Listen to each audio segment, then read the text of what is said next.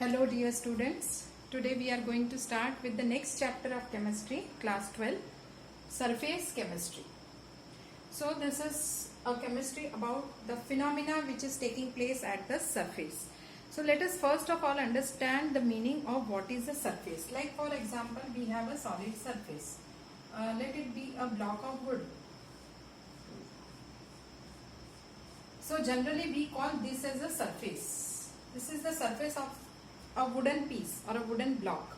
But then what is in contact with this is air. This is wood. So we say it is the surface of wood. But then what about air? So actually the term surface is nothing but it is an interface between two medium, which is separating the two medium, here air and wood. So that layer which is separating these two medium can also be called as the interface, or we call it as a surface. So solid and gas can be written as solid slash gas or solid dash gas. Now, why to study surface chemistry? There are certain phenomena which are taking place in chemistry which can be called as a surface phenomena. Like for example, the electrode processes. We are carrying out electrolysis. Whatever changes are taking place, that is on the surface of the metal or the surface of the electrode. Similarly, crystallization or dissolution means dissolving of one substance into another, colloid formation, catalysis. All these are examples of phenomena which are taking place under the surface chemistry. So we are going to study some of these processes in class 12 under this topic, surface chemistry. Adsorption is also one such phenomena. Now when we are studying the surface chemistry, whatever we want to study about the surface, so we should have a very clean surface. Now getting a totally clean surface which does not have any particles is a very tough job. Actually it is not practically possible to get 100% clean surface. If you are exposing any surface to the environment, some of the other particles, air molecules will stick to that surface. So we need a vacuum of very high order in order to get a very clean surface and then to study the surface phenomena. So that is one requirement. Now in this chapter we are going to study different phenomena. One is adsorption, then second is catalysis, third is colloids, and the last is emulsion. So 4 topics we are going to study. Today we are going to start with adsorption as a surface phenomena. So let us see what is adsorption.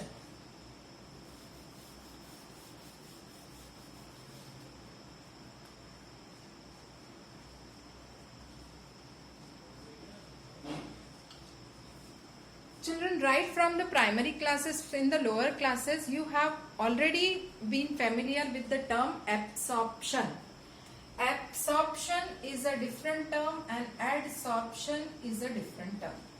Let us have a piece of some substance which is porous. As you have come across sponge, or it is anhydrous calcium chloride. So if it comes in contact of water, let this sign be for a water molecule. So if this comes in contact with water, what happens? Water will penetrate all through the bulk. So this phenomena is known as absorption.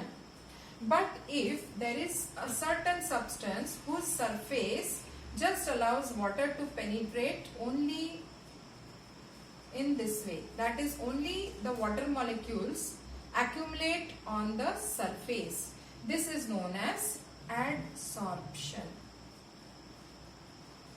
So adsorption is a phenomena in which the accumulation of molecules will take place only on the surface. They are not able to penetrate throughout the bulk.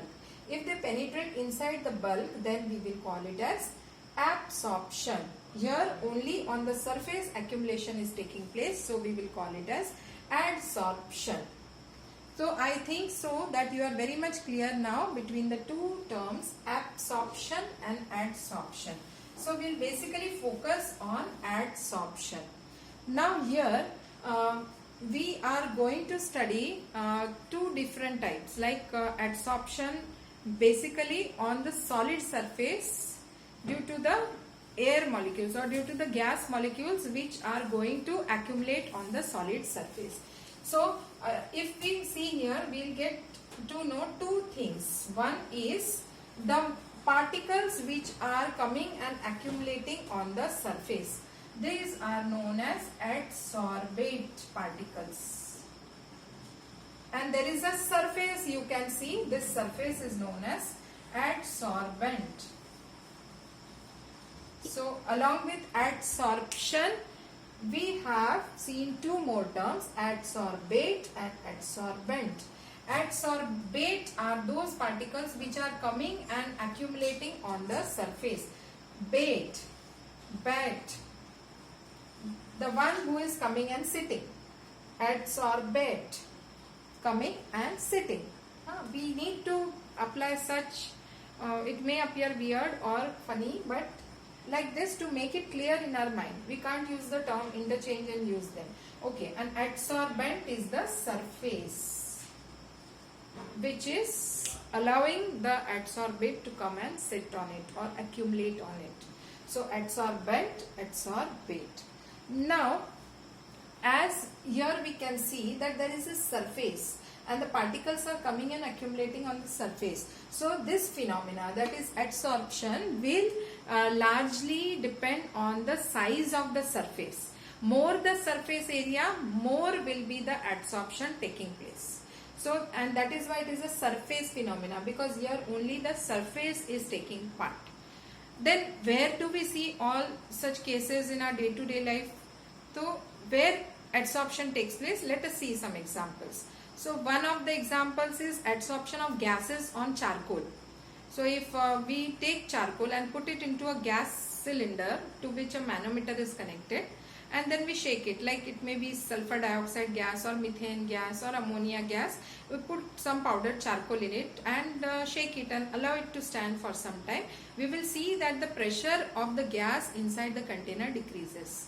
How did the gas pressure decrease? Because the amount of gas is decreasing. Now where did the gas go? The gas gets adsorbed on the surface of the charcoal particles. So this is one example. Then secondly, you must have purchased water bottles some or the other time. So when you are purchasing a new bottle of water, in that you must have found some pouch on which silica gel is written. So that silica gel is there in that bottle, so that there is no moisture inside which will destroy the quality of the bottle. So that silica gel adsorbs whatever moisture is present in that bottle. So that is one more example. Then methylene blue dye. You must have come across methylene blue dye in biology. It is used for staining the animal cells. If it is also shaken with charcoal, then the dye disappears after some time. Means it will become a colorless fluid. So where do the dye particles go? They get adsorbed on the surface of charcoal. Another example is when sugar is made. Sugar is made from sugarcane juice. We all know. Sugarcane juice, is it colorless? No. Sugar, we have colorless sugar or white crystals of sugar which comes to our home. Whatever we use sugar, that sugar. But then how does that sugarcane juice become colorless? When that sugarcane juice is concentrated in order to prepare sugar, it becomes some brownish color liquid. Then it is passed through beds of animal charcoal. Animal charcoal adsorbs the coloring matter of the sugar, and then what comes out through those beds is a colorless fluid or a colorless juice or a solution of sugar, and from that sugar is crystallized to get the colorless sugar. So in this way we get colorless sugar. So these are all the examples of adsorption in our day-to-day life which we come across.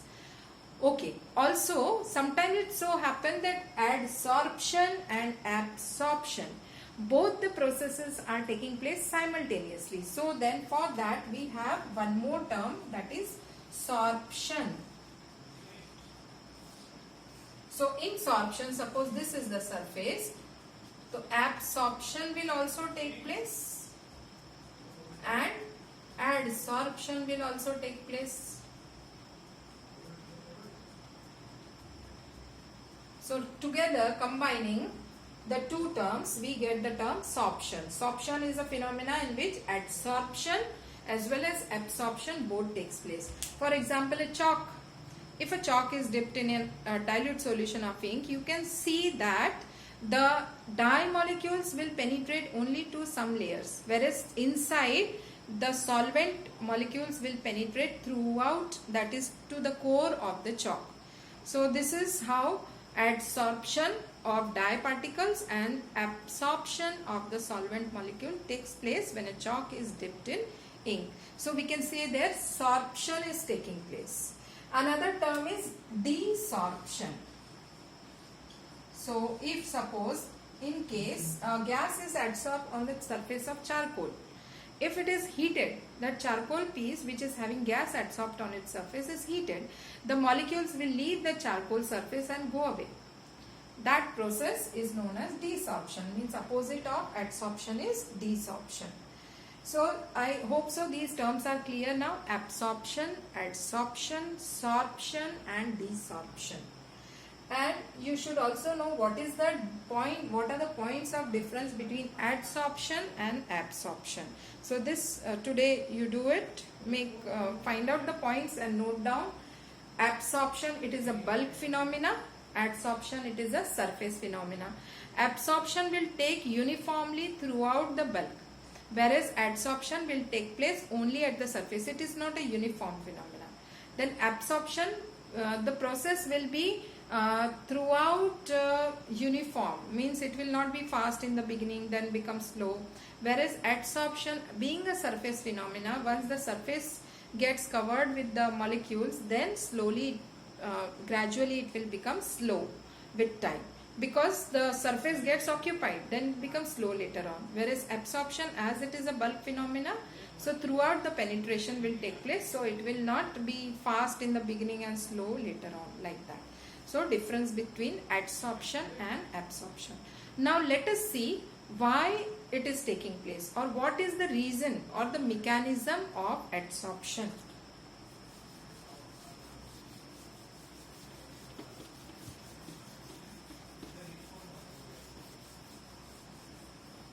So let us see the mechanism, and simultaneously we will also see thermodynamics.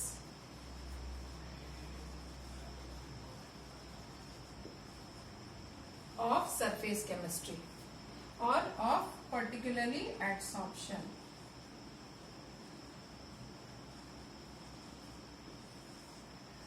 So let us consider this as a surface which is an adsorbent, and there are molecules in contact with this surface of adsorbate. Now what is the reason? Why do these adsorbate molecules come and accumulate on the surface? What is the reason behind? So we know that whatever molecules are there here on the surface of the adsorbent, they will experience unbalanced forces of attraction. Whatever particle will be there inside, below the surface, it will experience force of attraction between all the directions, or equal forces in all the directions, but those which are on the surface, they will experience unbalanced forces of attraction. There is no molecule above this surface, so how will be the force? It will be unbalanced. Due to this, what do? They try to pull the molecules onto the surface and try to fix them on the surface like this. So mainly the mechanism involves pulling of the molecules which come in contact of the adsorbent surface, because the surface molecule is experiencing unbalanced force. Okay, now when these molecules come and sit over here or come and accumulate over here, there will be some bonds or force of attraction which will be formed between the adsorbent and the adsorbate molecules. Now as they are coming and settling, bonds are formed, so energy will be released. And as energy is released, we can say it is an exothermic process. Why is it an exothermic process? Because the adsorbate and adsorbent molecules, they are undergoing some formation of bonds, whether they are weak or strong bonds. Some type of force of attraction is formed between them. Because of that, the energy will be released, and as energy is released, we can say this process is an exothermic process. If it is an exothermic process, means delta H will be negative. Now let us come on to the thermodynamic part.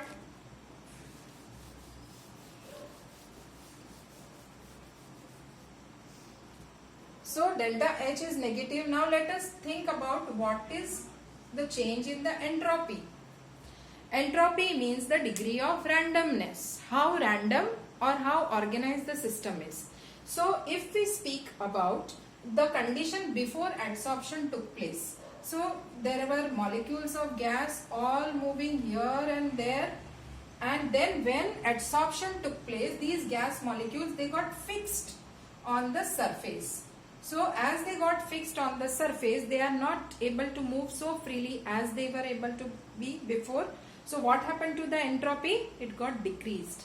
So earlier the entropy was more, disorderness was more because the molecules were moving here and there. But with adsorption taking place, the entropy became less. Why? Because the molecules got fixed. They became more orderly. Means S2, entropy after adsorption took place, is less than S1, that is the entropy earlier. So S1 minus S2 minus final entropy minus initial entropy, that is delta S, will be a negative value. So delta S is a negative value if adsorption is taking place. Also we saw that it is an exothermic process, so delta H also is a negative value. Now let us see about the spontaneity. Spontaneity is determined by delta G. Delta G is Gibbs free energy, and Gibbs free energy for a spontaneous process is a negative value. As we have seen in thermodynamics in class 11, if delta G is negative, the process is spontaneous. If delta G is positive, it is a non-spontaneous process. And if delta G is equal to 0, means equilibrium has been attained. And the expression for delta G is delta H minus T delta S. Now let us see whether adsorption is a spontaneous or it is a non-spontaneous process. So here we have seen that delta H is a negative value, energy is released, and then delta S is also a negative value. But temperature, capital T, for lower temperatures, this value minus into minus will become positive value. So but for lower temperatures, this value will be a small positive value, means negative value of delta H will overcome this value and the net value will be negative. So delta G will be a negative value for considerably lower temperatures. Means at lower temperatures, adsorption will be a spontaneous process. Delta G is negative. But as time proceeds, as adsorption will keep on taking place continuously, it will become slow. Means and less amount of energy will be released once the surface gets occupied. Means the value of delta H will become less and less. And a time will come when this value and this value both will become equal. Means delta H also and then T delta S, these values will become same. So the total of it will become 0. So delta G at that time will become 0. It means that equilibrium has been achieved. And when equilibrium has been achieved, we will see that the adsorption, there will be no longer change taking place. We know equilibrium is a dynamic phenomena. Means the forward and backward reaction, the rates will become same. So at rate of adsorption and rate of desorption, both will become same at this point of time. So here we have completed with the mechanism and thermodynamics of adsorption. We have seen the basic terms associated with adsorption. Now tomorrow in the next class we will see what is physical adsorption, what is chemical adsorption and their features.